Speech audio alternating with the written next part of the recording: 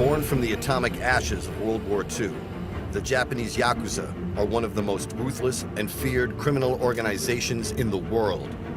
They claim to be able to trace their roots back to the time of the samurai, but today are involved in drugs, extortion, gambling, and prostitution.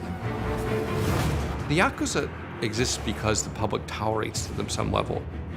The Japanese have this word boryokudan, which means violence group.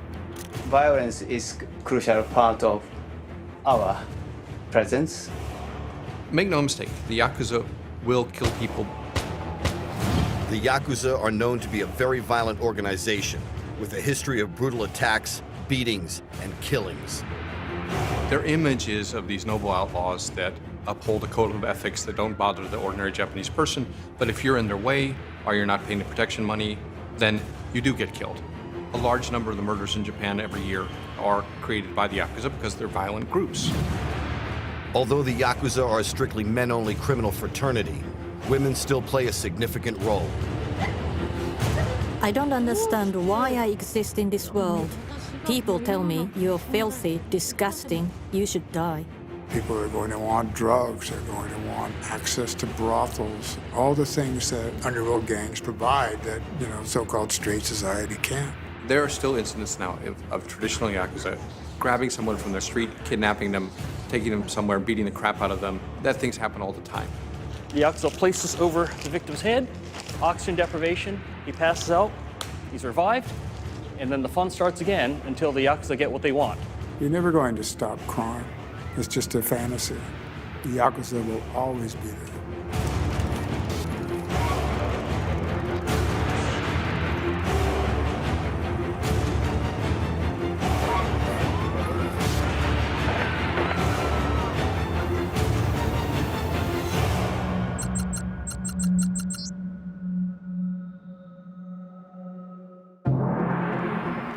The Yakuza are a Japanese crime organization.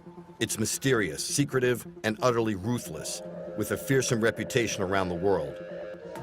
It's said to be heavily involved in drugs, prostitution, and illegal gambling. Like the mafia, the Yakuza insist on a ruthless code of silence. Any transgressions and the sentence is immediate death. Its numbers are secret, but it's believed to have around 50,000 members today, with 21 different bosses, or Wayabun. The Yakuza are criminals. They engage in extortion, blackmail, fraud, prostitution, gambling. But almost every Yakuza group has a set of rules, a code of ethics, that prohibit robbing, burglary, sexual assault. And that means that they don't contribute to street crime. And because they don't contribute to street crime, that means if you're walking around this area, you don't feel unsafe, you don't feel like you're gonna get mugged by the Yakuza. The stereotype is these people who are gaudily dressed with sunglasses and running around and looking like people you see in movies or TV shows. That's generally not the case. A lot of these guys are dressed just as regular businessmen. Decent suit, a white shirt. They will use violence against you unless you comply with their demands. The Yakuza, they just had this look, they had this edge about them. Maybe they'd be a little scar over the eyebrow or this kind of swagger or glare. You knew who they were. It's generally believed that modern-day Yakuza gangs were formed in Japan at the end of the Second World War, after Hiroshima and Nagasaki had been destroyed by atomic bombs. After the war, when Japan lost, Tokyo was, for example, was devastated. Half the city was just leveled. You had all these people coming back from the war, and there was no work for them. People were starving to death, and the only thing that kept them in business was the black market. So people naturally gravitated towards crime. What used to be common was a protection racket, where the Yakuza will come in, they'll say, hey, nice place you have here. We'd hate to see somebody mess it up. So why don't you pay the Yakuza a certain amount? They get their money, you get some kind of tangible reward, and you get the added benefits of having a sort of on-call security service. In the old days, that wasn't a bad deal. But who actually runs the Yakuza today? Its 50,000 members are said to be run by a small star chamber of ruling bosses, known as the Yabun. And there are 21 different Yakuza organizations, and each one has a sort of different structure, but basically they're all pyramid. And they're structured as a kind of all-male family. There are no females in the Yakuza, not many females with any power. So you have at the top of each part of the pyramid the Oyabun, that is the father figure. Under him are the oldest brother and all the other children. Depending upon where you are in the Yakuza group, you pledge allegiance to the Oyabun, or you pledge allegiance to the older brother. There are also brother-brother ties within the organization. It's very fraternal, it's very patriarchal, and it is meant to be a family kind of structure. Everybody starts on the bottom, they work their way up. They can start as early as teenagers. First, they're loose associates, and they earn their positions, and they give them positions of more responsibility as they perform better. And now, as far as performance, that means money. See, a Yakuza must pay dues to his organization to belong. Those who cannot produce a profit are usually shown the door. Authority is absolute from the top down. You're never supposed to speak back to your elders or dispute your boss. There's this famous Yakuza saying, which is, if the Oyabun says the passing crow is white, it's white. The Yakuza would often say, we're not like the mafia. We have a certain code of honor. We have loyalty to the bosses. We don't bother the average person in the street.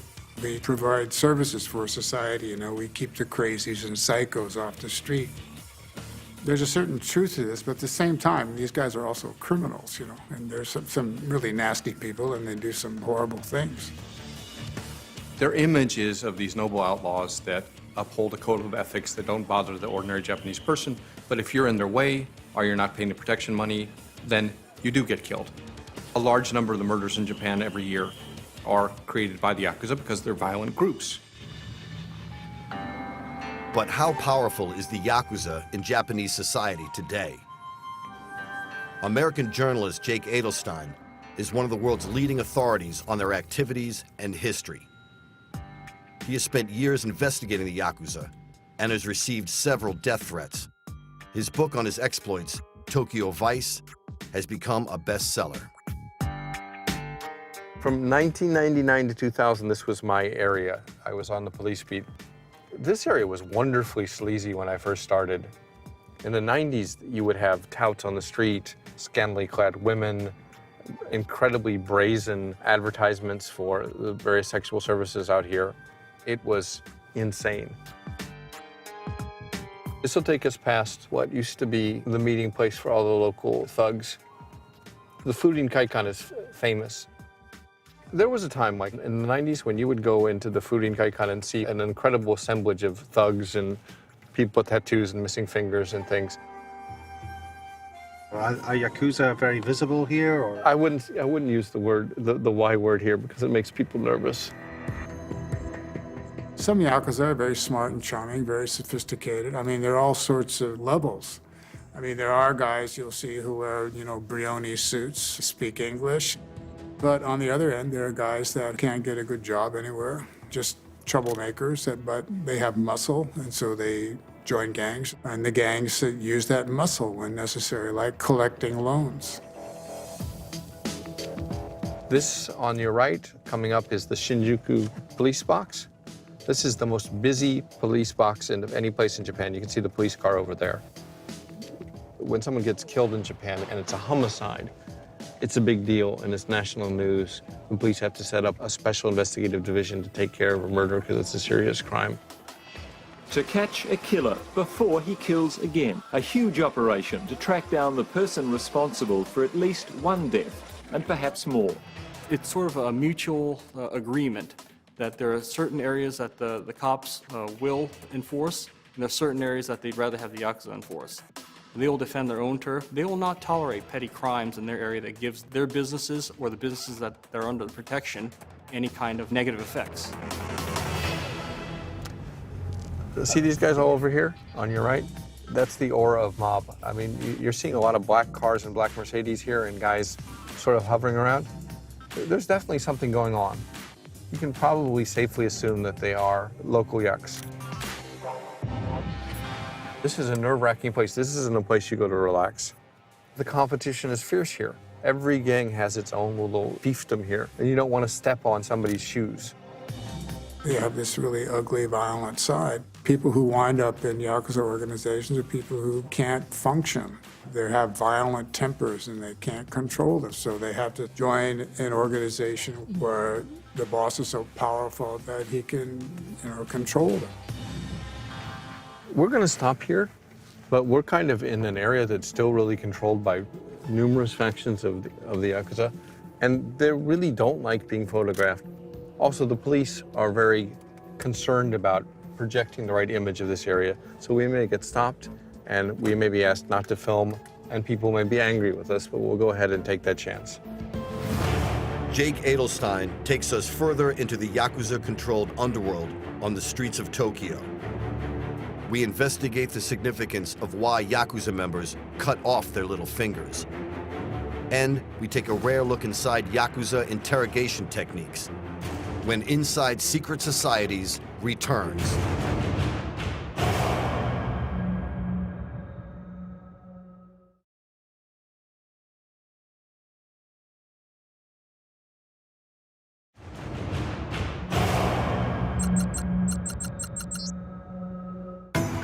The Japanese Yakuza is one of the most infamous and feared criminal organizations in the world. It's said to be secretive and utterly ruthless, with a fearsome reputation.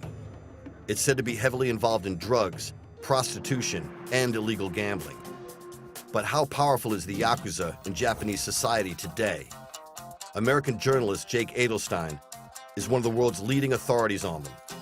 He spent years investigating the Yakuza and has received several death threats. This is Kabukicho, the heart of Shinjuku, like Japan's oldest red light district.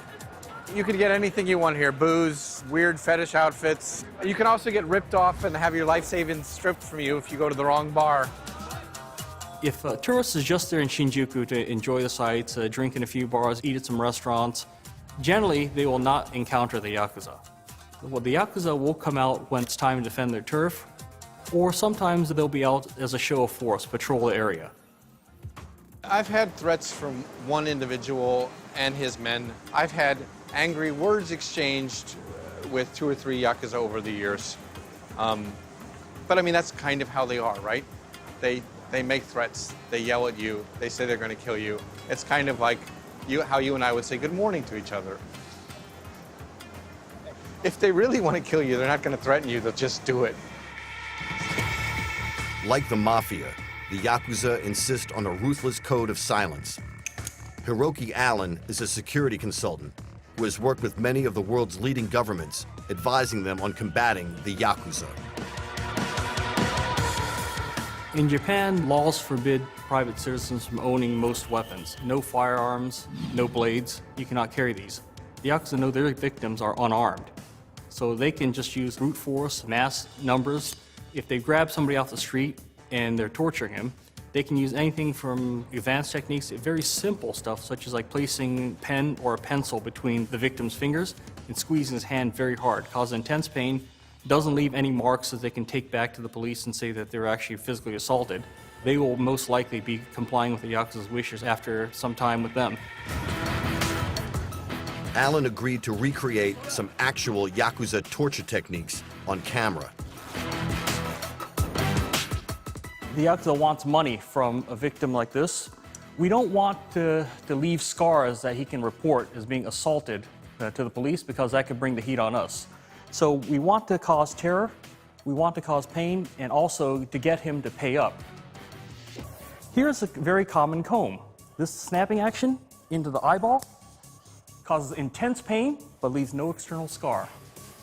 We can continue this for as long as we want until we get this guy to agree to sign the document we want. Over here, under all this, we have a plastic bag. You've all heard of waterboarding, but there's no need to use any water if you have one of these. You come over here, the Yakuza will place this over the victim's head or hold over his face. Oxygen deprivation, he passes out, he's revived, and then the fun starts again until the Yakuza get what they want. He's already angered the Yakuza enough to have them actually take him away and confine him like this. He knows he has one chance to get out of here alive. If he doesn't do what the Yakuza want this time, well, he'll find himself buried in a hillside or thrown into the ocean, and he'll never be seen again. Frankly, the victim has no idea when these tortures will stop, how much more they'll escalate. Just the mere sight of these tools here will strike serious fear into his heart and get him to comply. That's the aim. Traditionally, extortion was the bread and butter of the Yakuza. And it works like this. You open a bar or you open a restaurant, the gang members will come to your office or come to your bar and tell you, you're operating in our territory. It would be advisable for you to pay an honorarium so that you can do business here. We will protect you from other Yakuza organizations harassing your business. You might be leasing flowers from the Yakuza. You pay them an exorbitant amount of fees. There are some times when paying off the Yakuza is a good business investment. Not only do you keep them out of your business, but when you have an unruly customer that you can't get rid of, they will come much faster than the police. Like the mafia, the Yakuza is made up of hundreds of small and mid-sized gangs who are constantly fighting over money, drugs, prostitutes, and of course, turf. The battles are bloody and brutal. Every so often, two gangs will move into the same territory. There'll be an argument, and there'll be a shootout, there'll be a fight. You know, guns are illegal in Japan. If you're caught with a gun, you know, you can go to prison for several years. They're very serious. The Yakuza know not to carry firearms around because if they are accosted by police, they're going straight to prison. If they're carrying blades, yes, that's the same thing. So many times they'll carry innocuous-looking items that may not qualify as weapons. For example, a drink in a glass bottle. They don't walk around with weapons. The number of shooting incidences involving the Yakuza is extremely rare. Last year, the number of shooting deaths in Japan was 6 people. That's in a nation of 127 million people. I mean, I think that's like, 1 hour in the United States. Firearms. The mere sight of these will cause panic. The Yakuza don't have unlimited supply of ammunition.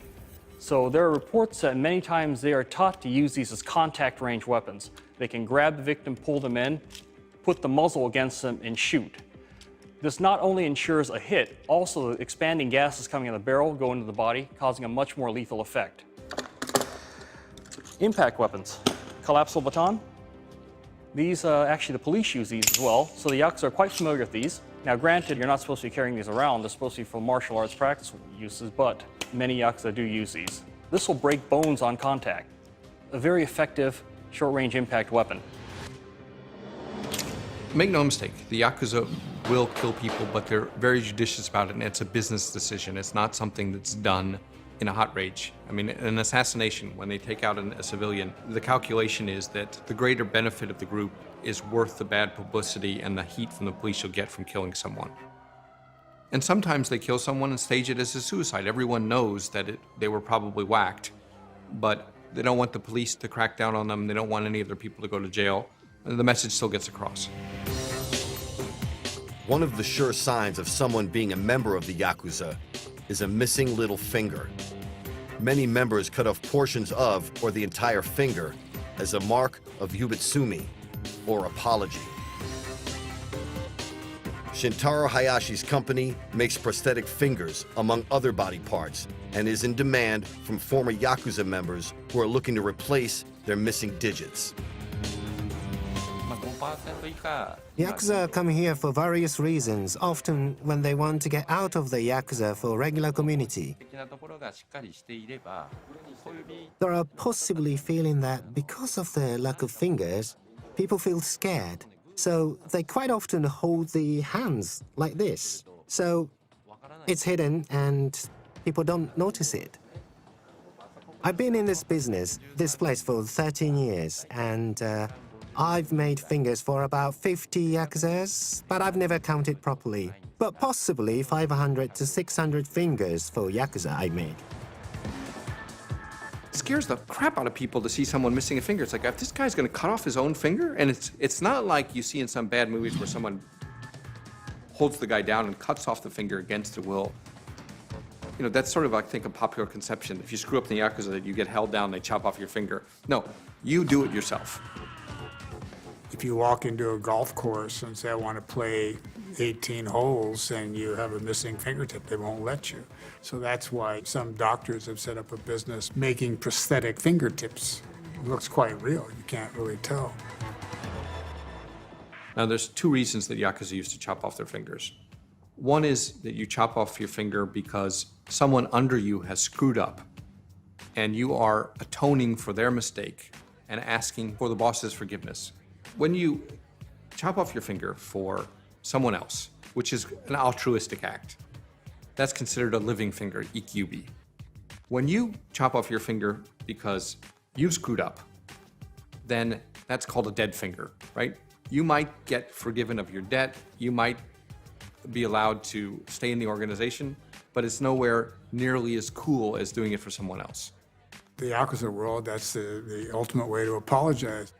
I couldn't imagine cutting my finger off. It takes an enormous amount of courage. There's a certain way that they do it. They take a knife and they'll stick it in the table, and then in one sharp movement, they'll get right at the joint. And if you're really good at it, it's done really fast.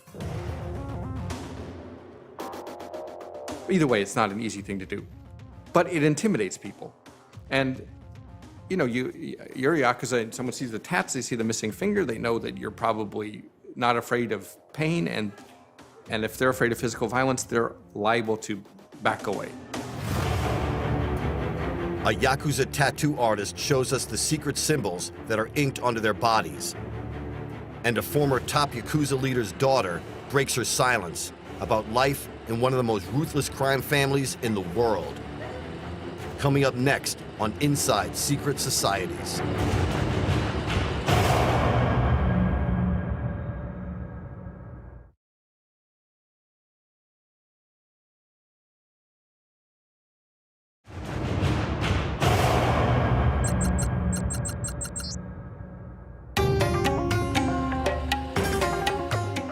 The Yakuza are a mysterious, secretive, and utterly ruthless Japanese crime organization with a fearsome reputation around the world. It's said to be heavily involved in drugs, prostitution, and illegal gambling, and like the mafia, insist on a ruthless code of silence. Any transgressions, and the sentence is immediate death. Tattoos are a way of life for all Yakuza, denoting both their life stories and their positions within the complicated hierarchy. Mr. Horyu has been inking Yakuza members for many years. We have a long history of tattoos and a very special, peculiar kind of design with color and also patterns. It has very unique position in our culture. Traditionally, when you get tattooed, you were saying goodbye to the civilian life, because Japanese really discriminate against tattooed people. So you're sort of saying, to hell with being a normal person, I am dedicated to this organization. So that's one meaning. And often, young Yakuza would have the name of their organization tattooed on their body, sometimes even the name of their oyabun, their Yakuza father. That's corporate branding taken to the extreme, because once you have your organization tattooed on your body, it's very hard to change jobs or organizations. The tattoos are a sign that you belong to a certain gang. You have a certain design, a dragon on your back. It's a very painful process. It takes quite a while. It's another kind of rite of passage. Traditionally, the tattooing was done with blunt needles and literally gouging into the flesh so deeply that it destroys the epidermis. It's painful. There's a lot of blood. And by getting a tattoo, especially an ornate tattoo, you are showing the world that you are a tough guy. This is how much pain I can endure. And other Yakuza, seeing the depth of your tattoos and how finely colored it might be, are going to assess, wow, this is someone who can take a lot of pain. There are a lot of establishments that won't let Yakuza in. Public baths, golf courses, some restaurants, nightclubs will have signs out there that say no Boryokudan allowed, which is kind of ironic since in many of those cases they're owned by Boryokudan. Shoko Tendo is the daughter of a high-ranking Yakuza boss. She has seen the organization from the inside out, and she doesn't like it. We had people coming into our house with tattoos or without a little finger. My father himself had tattoos too. When I saw that guests called my father Oyabun, basically boss, I realized that at quite an early age, he was a member. If you are a Yakuza wife, your man calls you Mrs. They appear to kind of be nice to you, but that tradition works out only when your boss is with you. The Yakuza's loyalty is to his organization above all else. If it means offering up his daughter or a family member to pay back a debt, he doesn't think about it twice. He looks at his organization ties as being more important. Yakuza view women as commodities, something to be traded, something that has value. They don't look at them generally as human beings. When Shoko was 16, her father owed money to another Yakuza boss. A proposition was then put to her. If you want to pay off your father's debts, then you know what will be required. It was unspoken, but of course he was implying that I would have to be his mistress. I knew that my father's debts were quite a lot, and that's not something that he could really fully pay back. So I really didn't want to become his mistress, but I had no choice. He was treating me as if I was his possession, and he also got me on drugs, and he was just trying to control me. But he also knew that he couldn't have my feelings, and he was frustrated. That's why he was so abusive with me.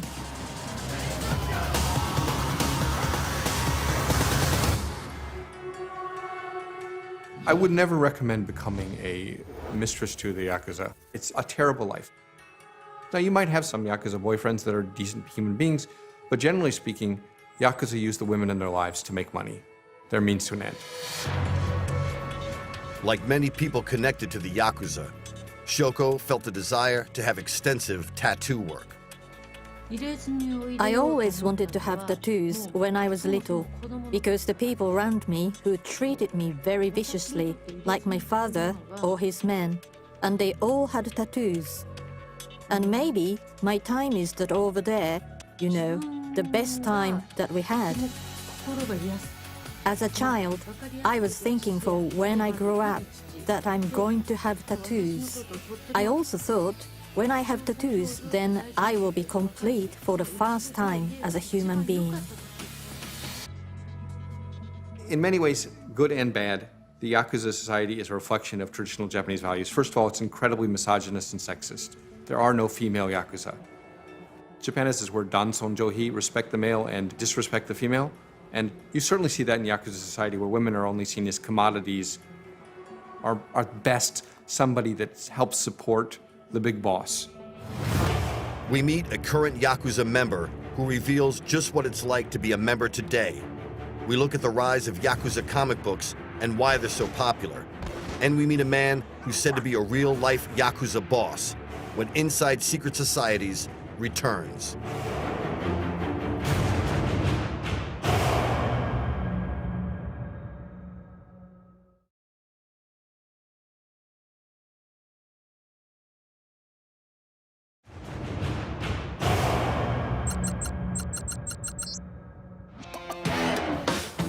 The Yakuza are the infamous and all-powerful Japanese crime organization with a fearsome reputation around the world. It's said to be heavily involved in drugs, prostitution, and illegal gambling, and maintains a ruthless code of silence. Any transgressions, and the sentence is immediate death. It's believed to have around 50,000 members today and about 21 different bosses, or Oyabun.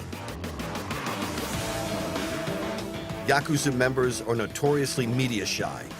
They rarely give interviews and hate being filmed or photographed. However, we got one member to agree to talk to us, provided we don't reveal his identity in any way. We are regarded as a necessary unit of society. I'm in the middle rank. I have been in this business for nearly 20 years. We have our own belief or faith. If the seniors give us order, we do as much as possible and follow this order. Always the danger or a threat is being around day by day, and I sometimes just seek for the danger by myself, to step into it, to get it, but I do it. It's very hard to identify Yakuza on the street these days because there's pressure from the police, so they're being forced underground. The Yakuza have generally made a lot of money from extortion, prostitution, gambling, and they're also taking protection money from a lot of the businesses in the area. I think the current estimate of Yakuza numbers is close to 40,000. That's probably downplaying the number that are still in business, but the police have done a good job of driving lower-ranking members out of the business or into jail.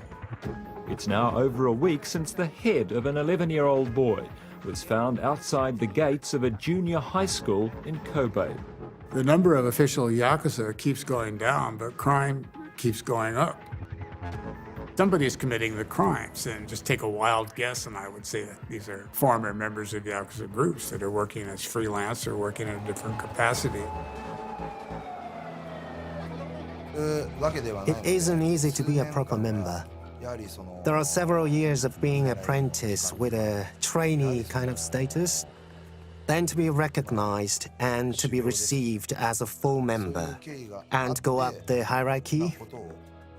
It's about doing a good job and business or to commit something, to go to the prison. Violence is a crucial part of our existence. We have to commit something and be imprisoned for that.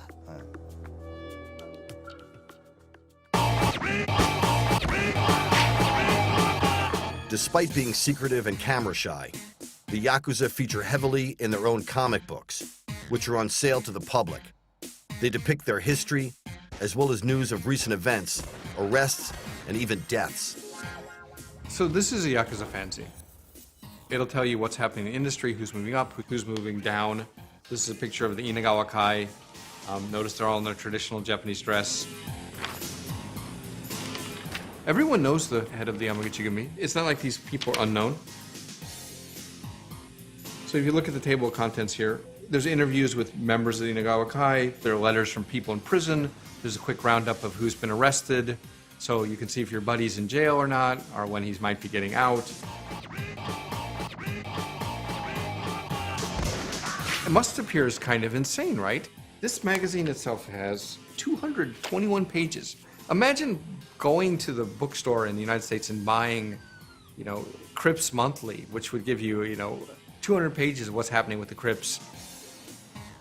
People who are reading this stuff are the same people that read historical novels in Japan. I mean, it's your middle-class, white-collar salaryman, or maybe blue-collar guys as well.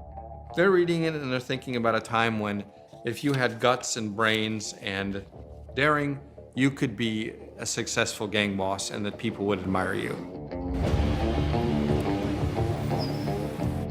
Manabu Miyazaki is a writer who's long been a figure connected with the Yakuza. He has always denied being a member, but the rumors persist, and he's become what he calls a freelance Yakuza in Japan. He explains the importance of the sake ceremony within Yakuza circles. Because the Yakuza is a kind of imaginary family, ceremonies are very important for the Yakuza.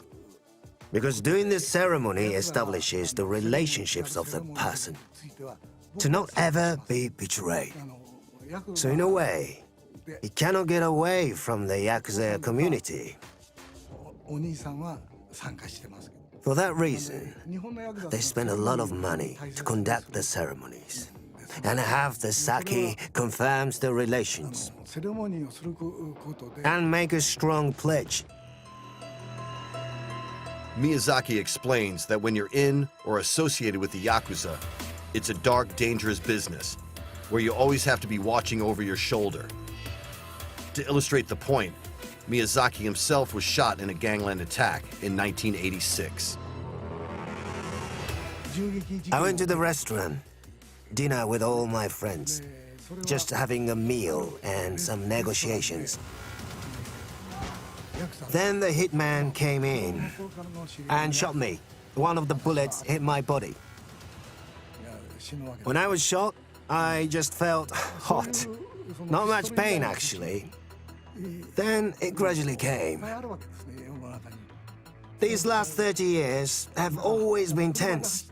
I cannot be relaxed at any moment. You have to stay alert to stay alive. So when gang war escalates, it can really escalate into a bloody mess. But the Yakuza exists because the public tolerates to them some level. So when you start having shootouts in the streets and innocent people get killed, that results in stronger laws, police crackdowns, lots of arrests. So it's bad business to have a gang war. And as the Yakuza become more financially savvy and laws in Japan have changed to make it so that the top dogs can be sued for any crime committed by the lower level Yakuza things, they're less prone to use violence because it's costly. Many times the Yakuza will use an indirect approach to get their message across. So instead of attacking the actual principal, they'll attack a close family member, someone who means a lot to them, to send a message. Now, to get to this level, they've most likely warned verbally or maybe in a written way. If they don't follow the arguments, then they put the Yakuza into a position where they must defend their turf. And this is where the violent acts may occur. You know, they'll start out with a midnight knock on the door. You know, we've come to collect our money. They'll just scare the bejesus out of you. They'll start calling you in the middle of the night. They could beat you up. They could kill you. They could, you know, make your daughter come work for one of their nightclubs or the houses of one of their brothels. In an extreme case, in the past, the Yakuza have found people who will not comply with their wishes. So in order to make an example of them, they'll send guys out to grab them, put them in a car, take them to a remote location, and torture and kill them. The current state of the Yakuza today and the future for this criminal organization when Inside Secret Societies returns.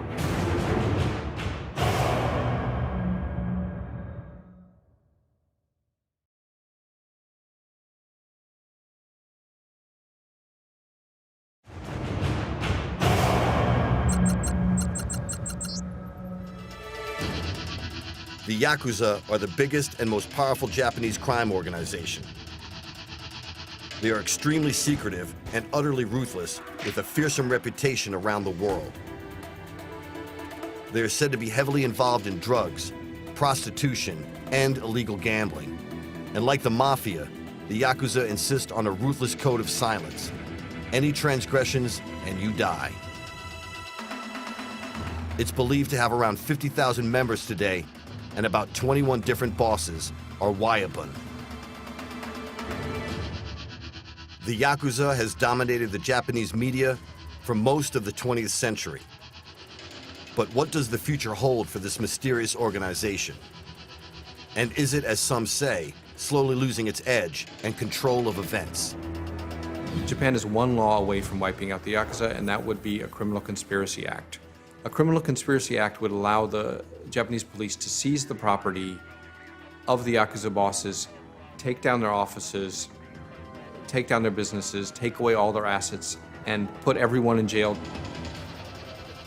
The Japanese police have instituted a number of anti-gang laws in the past 20 years, and most recently, there's a pretty intensive crackdown in which you can't do business with any individual who's associated with organized crime. Any member of a gang cannot hold a bank account any longer. That's pretty serious stuff. I think that's part of that, I think, is the influence of the United States, because they see the U.S. government cracking down on the gangs, that the police feel they need to do something more or something at the same time. Japan only needs to do three things to get rid of the Yakuza. They need a criminal conspiracy law, they need to allow plea bargaining, they need to allow undercover investigations. They won't do it for a few reasons. One is, this administration has so many Yakuza ties that trying to get rid of the Yakuza can only be bad news for them. Also, they need the Yakuza to run the nuclear power plants. No one wants to do those jobs. And the only people that are managed to find labor that will do the jobs is the Yakuza. The shame of Yakuza we have nowadays is lost. Of course, there will be always different forms and they will go underground, and those groups always remain in any age. But what we call Yakuza now are antisocial groups. I don't think they're going to last because the government has implemented more severe laws. If a normal person does something, they say fine. If you're a Yakuza, then they start taking the person more seriously than the other person. And they treat the Yakuza not really like humans, so they cannot survive. The police crackdown on the Yakuza has been widespread and extensive over the last few years, with a number of bosses and foot soldiers arrested and sent to jail. After years of holding the country in the grip of its power, it does seem as if the Yakuza's iron fist is loosening a little. In many ways, Japanese society is now embarrassed by the images of the old crime bosses and their obedient thugs with tattoos and missing fingers, just as the influence of the mafia has sharply declined in the United States.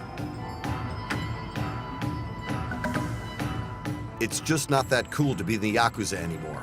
The mystique and dark appeal has faded in recent years, and yet to many, these ruthless underground gangs remain a potent force in Japanese society.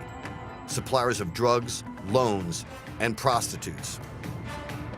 And the success of the Yakuza comic books proves that to those in that world, and to those who want to be part of it, their mix of violence, sex, gambling, and drugs is as alluring as ever.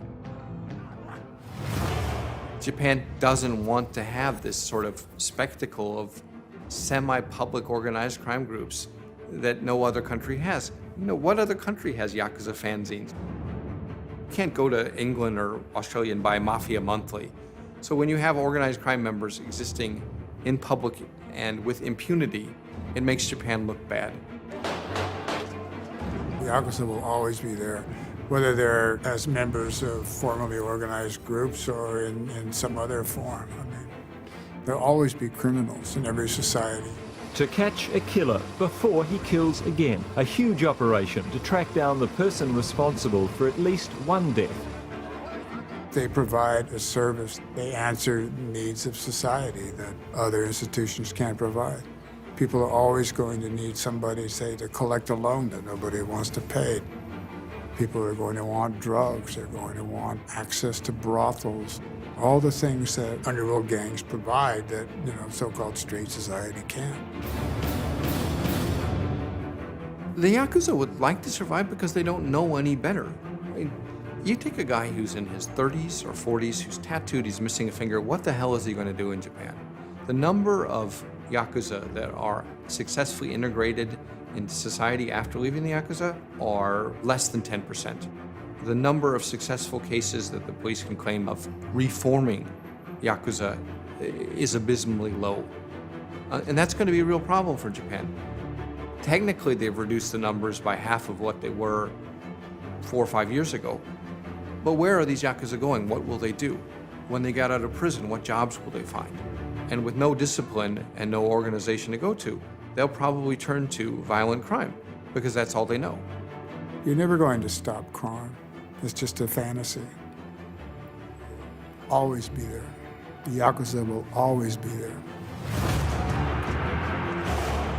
Despite constant media speculation about their future, the Yakuza remain a dominant force in Japan today. According to police estimates, the number of members is said to be half of what it was. But make no mistake, it still has a very real presence in cities like Tokyo and Kyoto. And it still has its fingers in all types of crime: extortion, gambling, and prostitution. But as the Japanese government cracks down on them, many former Yakuza members released from jail find it hard to live a straight life, often returning to crime. The Yakuza have a long, dark, and violent history, and like the mafia in the United States, are ingrained in the very fabric of society. Their numbers and popularity might be declining, but they're not done yet.